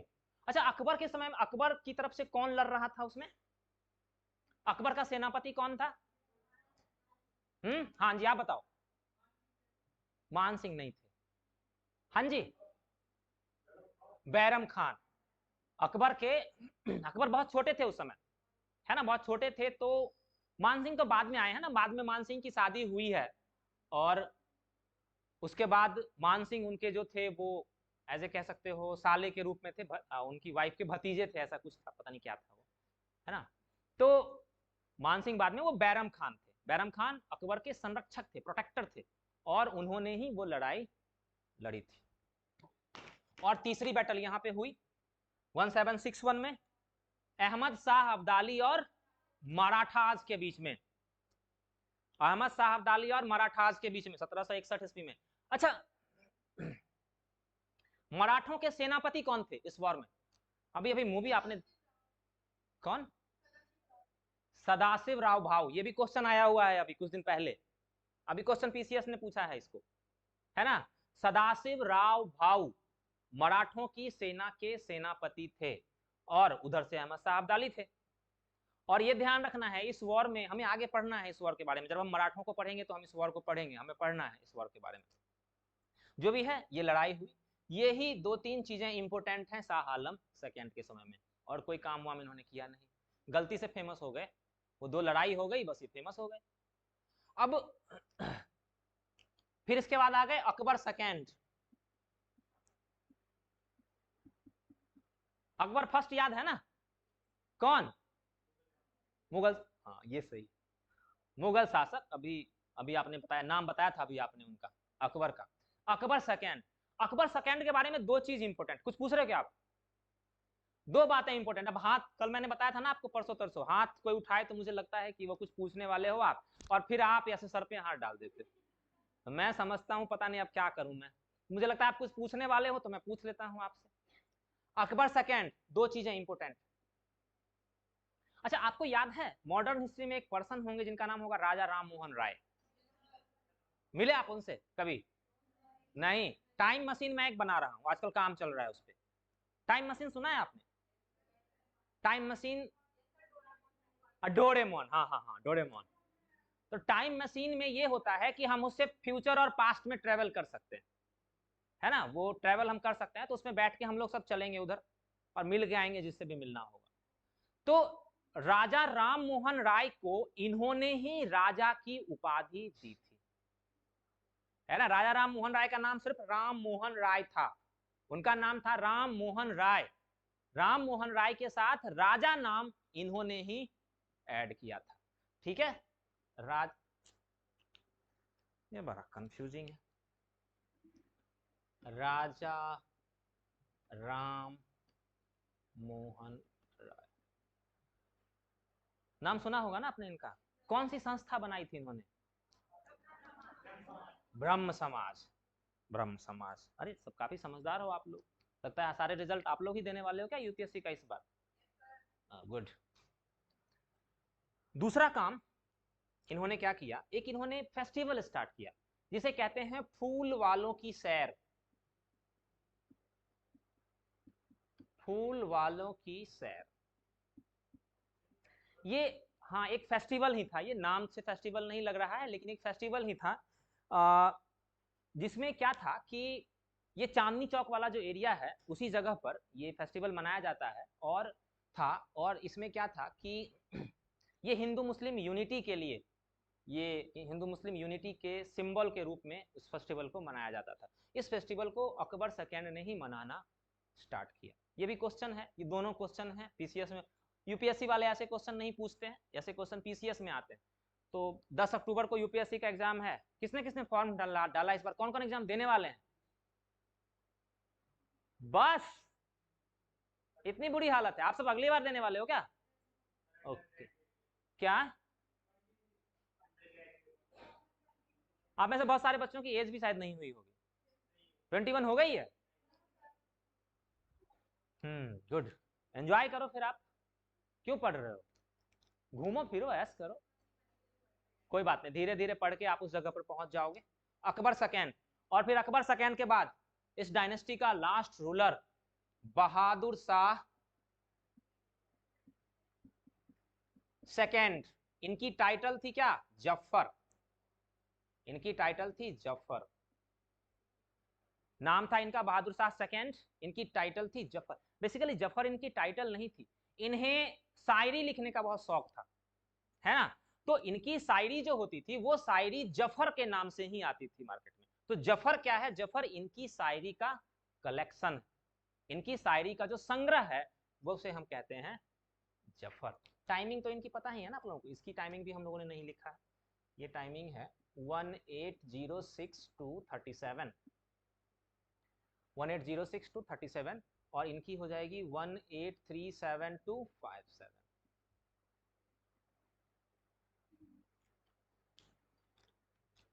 बहादुर शाह जफर। अब बहादुर शाह जफर, एक तो शायरी आपने देख ही लिया, इनको शायरी करने का बहुत शौक था। एक चीज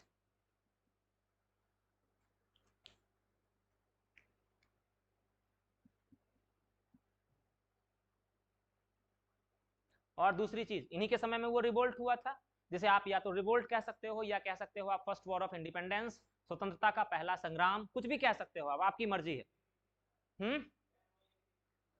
1857, 1857 1857 में आपके मेरठ से ही स्टार्ट हुआ था, है ना।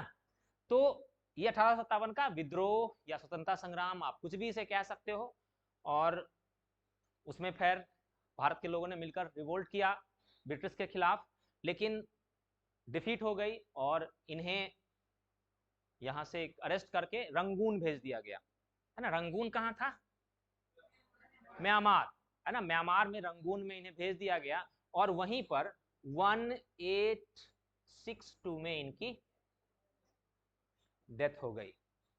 1862 में इनकी डेथ हो गई। अभी भारत के प्राइम मिनिस्टर कुछ दिन पहले गए थे वो म्यांमार, तो उन्होंने जाके उनकी कब्र वहीं पे बनाई गई है ना, तो वहां पर जाकर उन्होंने फूल वूल भी, ऐसा भी तो होता है ना, कई बार हम ऐसे देशों में हमारे जो लीडर्स होते हैं वो जाते हैं तो थोड़ा सा इस तरह का काम भी कर देते हैं। बस ये था आपका। हाँ, इधर ये कहानी चल रही है, और वो भी कहानी हमारी साथ साथ चल रही है। ब्रिटिशर्स भी भारत में आ गए हैं, सिर्फ ब्रिटिशर्स ही नहीं आए हैं।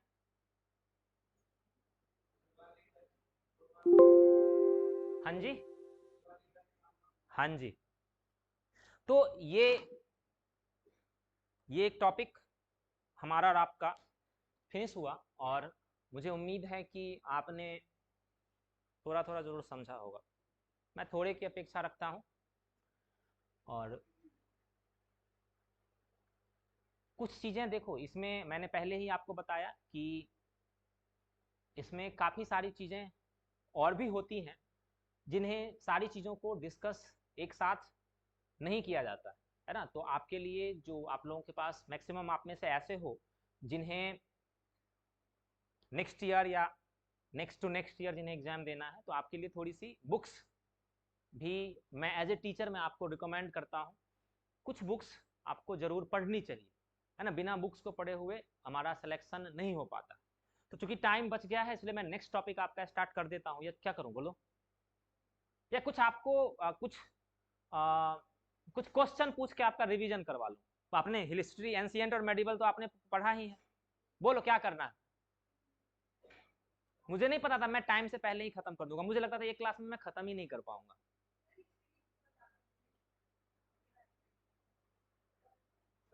हाँ जी,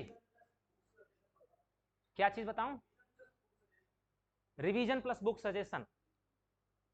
देखो एक चीज मैं अपने कई सालों के एक्सपीरियंस से पिछले 10 साल से मैंने आपको बताया कि मैं पढ़ा रहा हूँ। मैंने लास्ट अटेम्प्ट 2009 में दिया था यूपीएससी का, और मैंने उसके बाद कोई अटेम्प्ट दिया नहीं किसी तरह का। तो उसके बाद से मैंने चूँकि मैं इंजीनियरिंग बैकग्राउंड का स्टूडेंट रहा था, इसलिए मैंने कुछ दिनों तक इंजीनियरिंग के बच्चों को पढ़ाया था, करीब 2 साल तक। आकाश इंस्टीट्यूट नाम सुना होगा आपने, जहाँ पर मैंने मैथमेटिक्स पढ़ाया था। फिर मैंने सोचा कि अब इसको छोड़ो, बहुत हो गया, कुछ नया दूसरा काम करते हैं। तो फिर मैं आया इस फील्ड में, और मैंने कुछ दिनों तक दिल्ली में पढ़ाया, और फिर मैं अभी आपके मेरठ में 2017 में आया, और 2017 से मैं अमात्य में पढ़ा रहा हूँ। तो मैंने अपने एक्सपीरियंस से ये सीखा है कि बच्चे ये प्रयास करते हैं कि आपका सिलेबस एक बार खत्म हो जाए, है ना। तो सिलेबस खत्म हो जाए तो उन्हें लगता है कि सिलेबस खत्म हो गया है, अब वो जाकर वहां से करके आ जाएंगे, है ना। ऐसा बिल्कुल ही नहीं होता है। सबसे इंपॉर्टेंट चीज जो होती है वो होती है रिवीजन।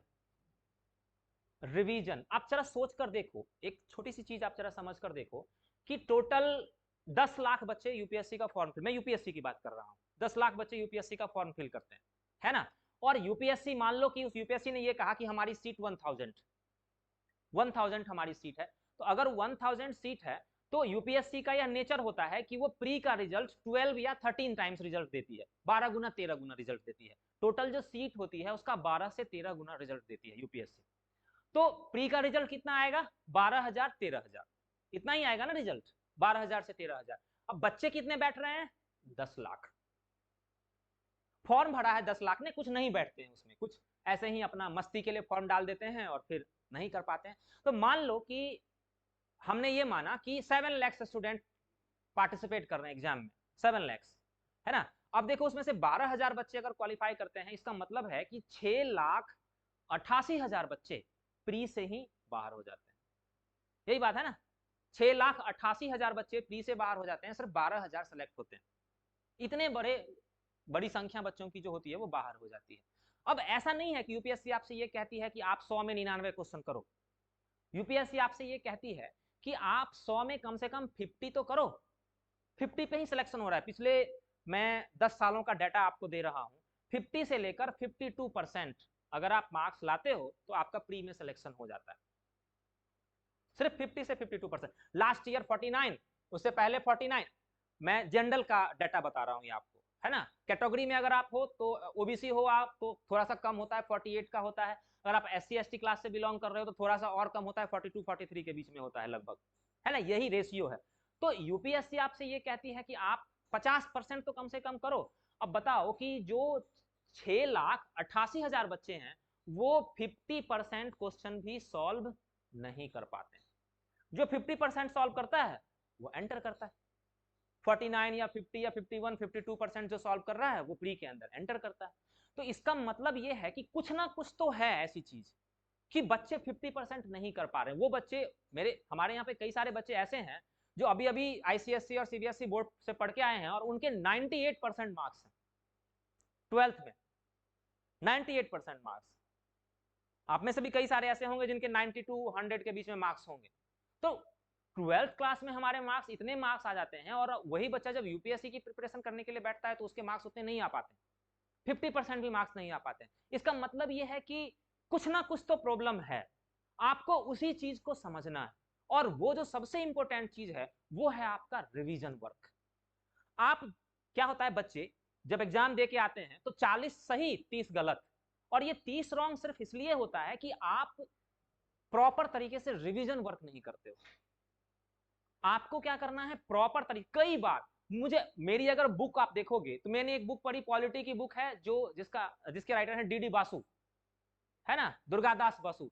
उस बुक को मुझे लगता है कि मैंने कम से कम 100 बार पढ़ा होगा, 100 बार पढ़ा होगा। तो अब मुझे देखो, मुझे डाटा कभी याद नहीं रहता है। जो अगर पूछ लोगे कि अभी भी पूछोगे मेरे से कि इतने दिनों से मैं पढ़ रहा हूं या पढ़ा रहा हूं, तो आप पूछोगे प्रेसिडेंट बनने के लिए क्या एज होती है, तो मैं नहीं बता पाऊंगा। और मैं एक्सेप्ट करता हूं कि मुझे याद नहीं रहता, मैं नहीं बता पाऊंगा। और यूपीएससी कभी ये नहीं पूछेगी कि प्रेसिडेंट बनने के लिए क्या एज होती है। तो कॉन्सेप्ट की बात हो रही है यहां पर। अब जब आपका कॉन्सेप्ट क्लियर हो, कॉन्सेप्चुअल पार्ट अगर आप मेरे से पूछोगे तो मैं कभी भी आपको पूरे यूपीएससी का सिलेबस A to Z में आपको क्या क्या कहां कहां क्या क्या पढ़ना है, क्या क्या करना है, ये मैं आपको एक्सप्लेन कर सकता हूं। डाटा मुझे याद नहीं है। मुझे अगर आप हिस्ट्री की कोई लड़ाई पूछ दो तो मुझे याद नहीं रहता है, क्योंकि मुझे यह बात पता है कि हमें उस डाटा की जरूरत नहीं होती, हमें कॉन्सेप्ट की जरूरत होती है। चाहे हिस्ट्री हो, पॉलिटी हो, इकोनॉमी हो, कुछ भी हो, हमें कॉन्सेप्ट की जरूरत होती है। कॉन्सेप्ट आपका अगर एक बार क्लियर हो जाता है, कोई नहीं रोक सकता है आपको, कोई भी नहीं रोक सकता है।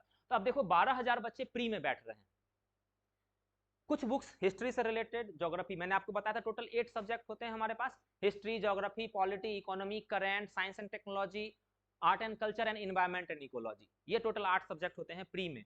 हर एक सब्जेक्ट की एक एक बुक आपको चाहिए होती है। अच्छी तरह से पढ़ो, एक बुक को 10 बार पढ़ो, मार्केट में घूमो मत, यहां से भी ले लिया, यहां से भी ले लिया, यहां से भी ले लिया, यहां से भी ले लिया, ये काम नहीं करनी है। एक बुक पढ़नी है, कई बार पढ़नी है, 10 बार पढ़ो, 20 बार पढ़ो, 100 बार पढ़ो, आपके पास टाइम है तो, तभी जाकर क्लैरिटी आएगी, तभी जाकर कॉन्सेप्ट बन पाएगा। हाँ जी,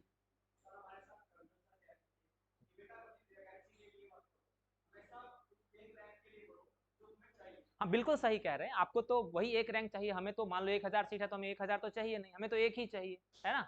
तो सारे टीचर्स देखो, जो भी टीचर्स हैं उन सबके पास एक्सपीरियंस है, उन सबके पास ज्ञान है, सही बात बताते हैं, कोई ऐसा नहीं है कि कोई गलत बात बताएंगे आपको। स्पेसिफिक यूपीएससी की बात अगर मैं करूं तो यूपीएससी का प्रॉपरली जो ज्ञान दे पाएंगे वो वही दे पाएंगे जो यूपीएससी को जिन्होंने तैयारी करी है और जिन्होंने यूपीएससी में कम से कम कुछ ना कुछ, कहीं ना कहीं, किसी ना किसी लेवल तक वो पहुंचे हुए है ना, तभी वो प्रॉपर तरीके से।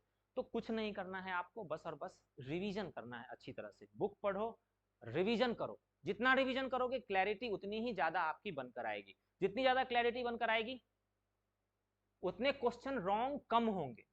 हमें क्वेश्चन, रॉन्ग क्वेश्चन को हमें कम करना है, रॉन्ग क्वेश्चन को कम कर लो, आपकी विक्ट्री हो जाएगी।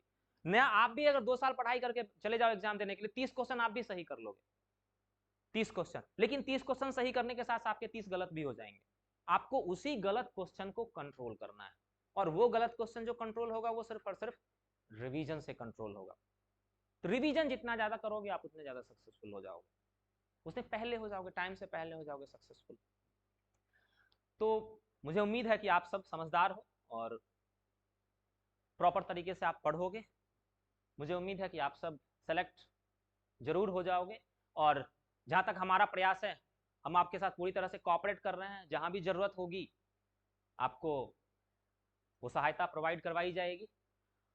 थोड़ा सा इस टॉपिक को आगे बढ़ा लेते हैं ताकि कुछ 10 मिनट का टाइम भी हमारा आ जाए, उसमें मैनेज हो जाए। देखो, ये जब मुगल डायनेस्टी का डिक्लाइन हो रहा है, हाँ जी, क्या नहीं समझ में नहीं आया मुझे?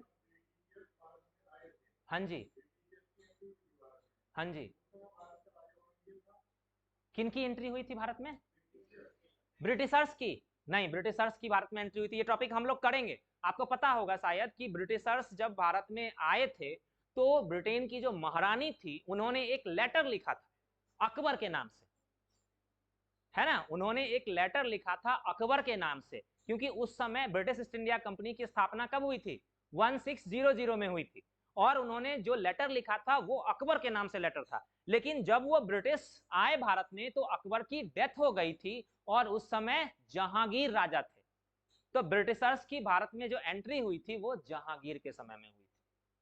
ठीक है, देखो ये एक और इंपॉर्टेंट पार्ट है, मुगलों का धीरे धीरे डिक्लाइन हो रहा है। आपसे ये पूछा जाए, मान लो क्वेश्चन यूपीएससी या पीसीएस मान लो ये क्वेश्चन पूछ ले आपसे कि मुगलों के पतन के क्या क्या कारण थे, पूछ सकते हैं ना।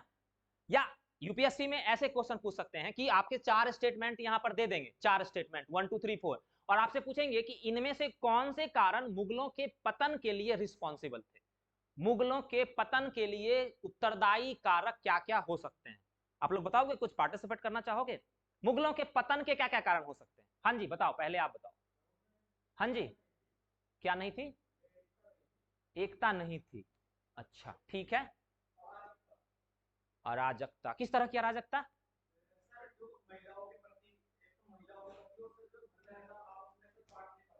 ठीक है, ठीक है, ये भी मान लिया, और शर्माना नहीं है, हम सब एक जैसे ही हैं, जितना आप जानते हो उतना ही मैं भी जानता हूं, थोड़ा सा आपसे ज्यादा, लिटिल मात्रा में।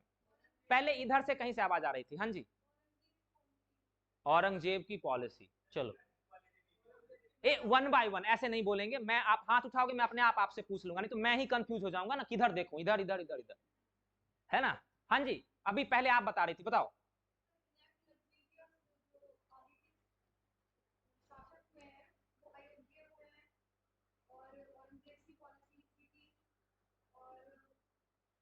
बिल्कुल सही कहा आपने, सही बताया। ये सारे कारण भी रिस्पॉन्सिबल थे। हाँ जी, आप कुछ बता रहे थे।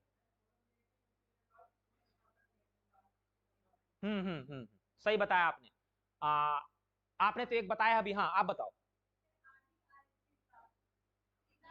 इकोनॉमिक इम्बैलेंस, हाँ जी, ठीक है ठीक है ठीक है, बिल्कुल बिल्कुल बिल्कुल, हाँ जी आप बताओ।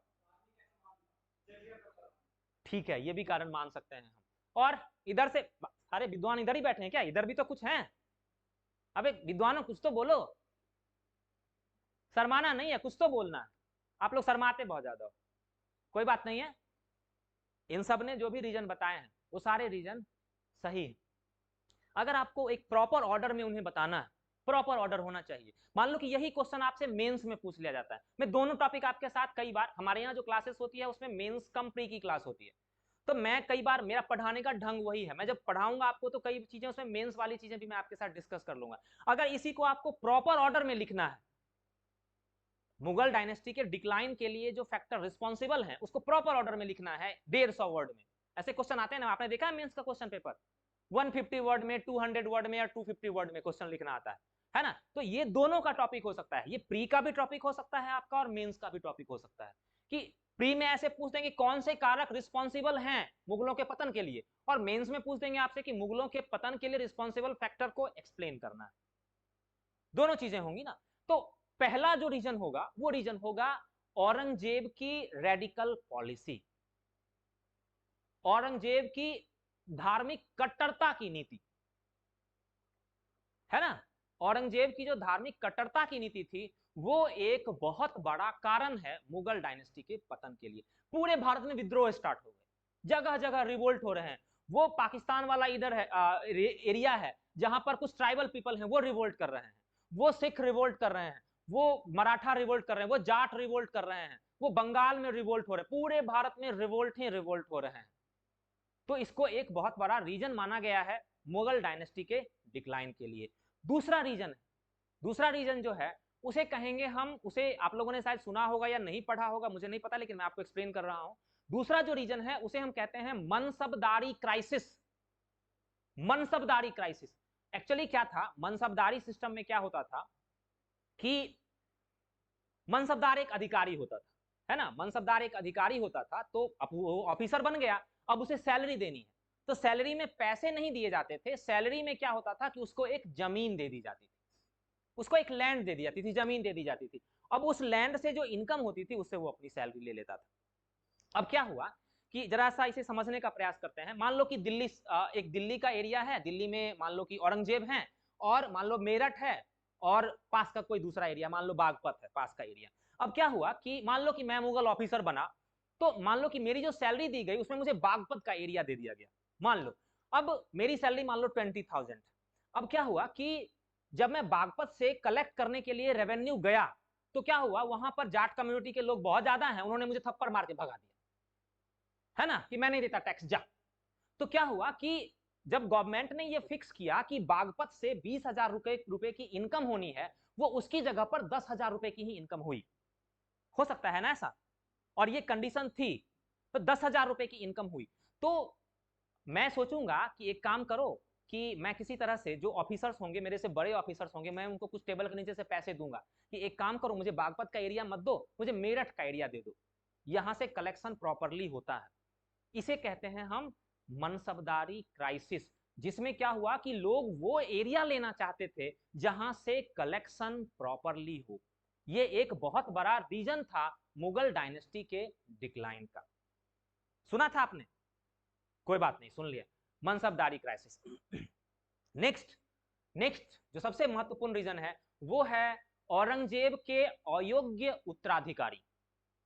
आप देख लो औरंगजेब के उत्तराधिकारियों को, अभी अभी देखा है ना आपने, एक भी उस लायक नहीं है कि वो मुगल डायनेस्टी को एक्सपेंड कर सके या बचा सके। आपको दिखा कोई वैसा लायक? कोई ऐसा लायक नहीं है। तो अयोग्य उत्तराधिकारी, अब मान लो कि बड़ी बड़ी डायनेस्टी, आप किसी भी डायनेस्टी के बारे में पढ़ लो, उसका डिक्लाइन जो हुआ है उसमें एक ये रीजन जरूर रहता है, अयोग्य उत्तराधिकारी।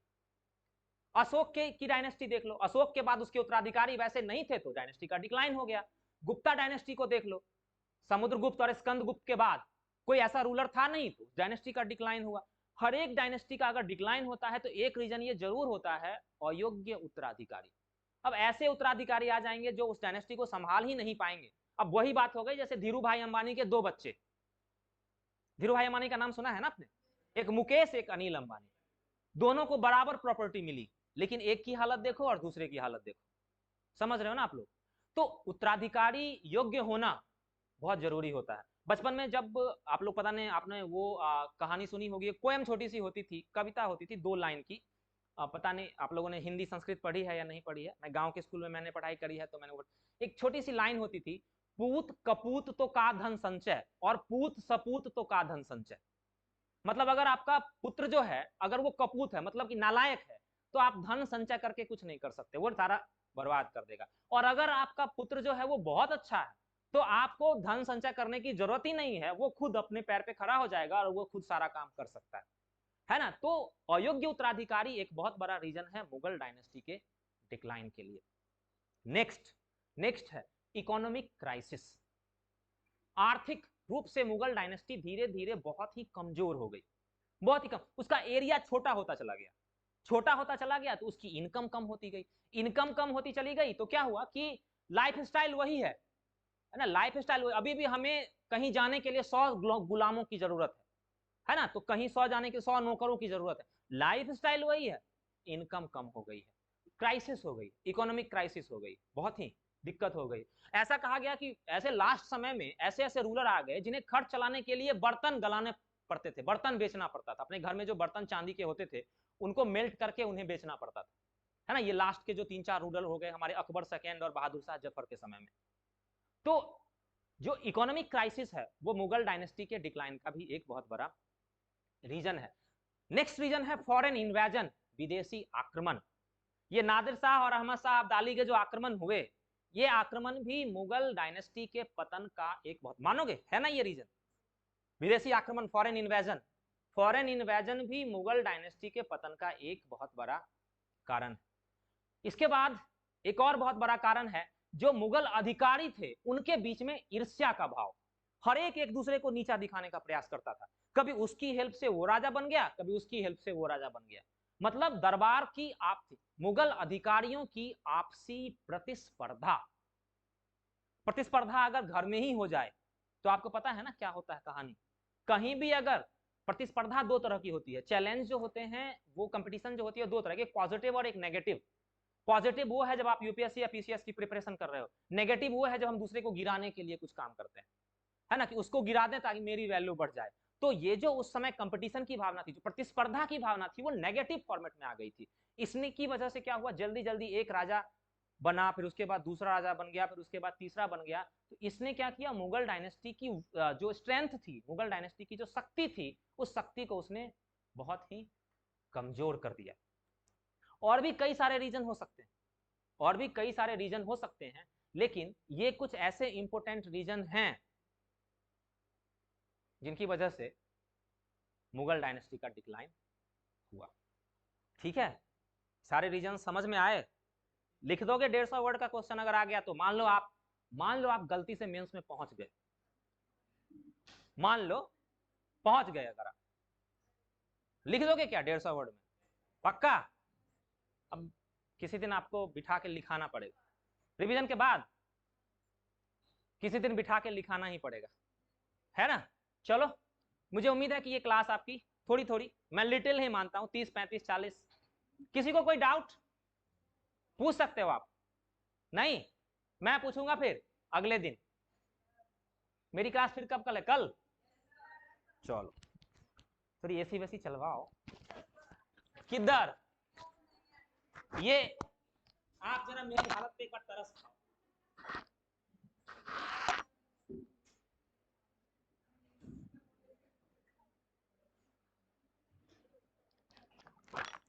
Thank you so much.